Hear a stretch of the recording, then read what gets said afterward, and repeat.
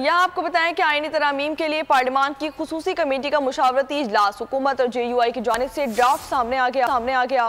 Pakistan peoples party ने भी तजावीज़ share कर दी। खुर्शीद शाह की सरबराही में इजलास के दौरान हुकूमती अरकान के अपोजिशन को समझाने की कोशिशें। उमर अयूब के कारकुनान की गिरफ्तारी का मसला उठाने पर इजलास में गर्मा गर्मी हुई। आजम नज़ीर तारड़ ने अपोजिशन से तजावीज़ मांग ली। बैरिस्टर गौहर ने आईनी अदालत को यकसर मुस्तरद करते हुए हुकूमती तजावीज़ पर बानी PTI से मुशावरत करने का वक्त मांग लिया।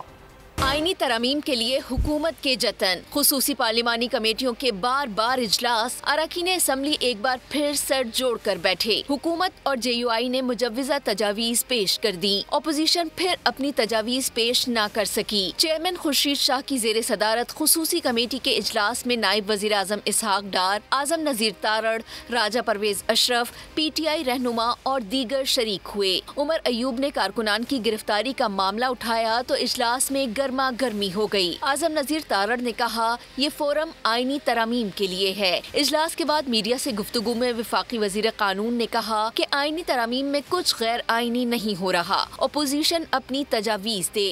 कौन सी ऐसी चीज़ है जो अनकॉन्स्टिट्यूशनल है? मैं तो बल्कि अपने साथियों से कहूँगा जो अपोजिशन के भी दोस्त हैं कि वो खुले दिल के साथ, जैसे कल मैंने उन्हें कहा था, वो अपनी सजेशंस भी तो देना। चेयरमैन PTI बैरिस्टर गौहर ने कहा, आईनी अदालत का क़याम गलत है। पहले बानी PTI से मुशावरत करेंगे, बाद में अपना मौक़िफ़ देंगे। पार्लियामेंट की खुसूसी कमेटी का इजलास 14 अक्टूबर को फिर तलब कर लिया गया। खुसूसी कमेटी की ज़ैली कमेटी भी बन गई। गैर रस्मी ज़ैली कमेटी का सर्कुलर जारी कर दिया गया। वज़ीर कानून आज़म नज़ीर तारड़ कमेटी की सरबराही करेंगे। ज़ैली कमेटी हुकूमत समेत दीगर जमातों के मुसव्विदों का जायजा लेगी।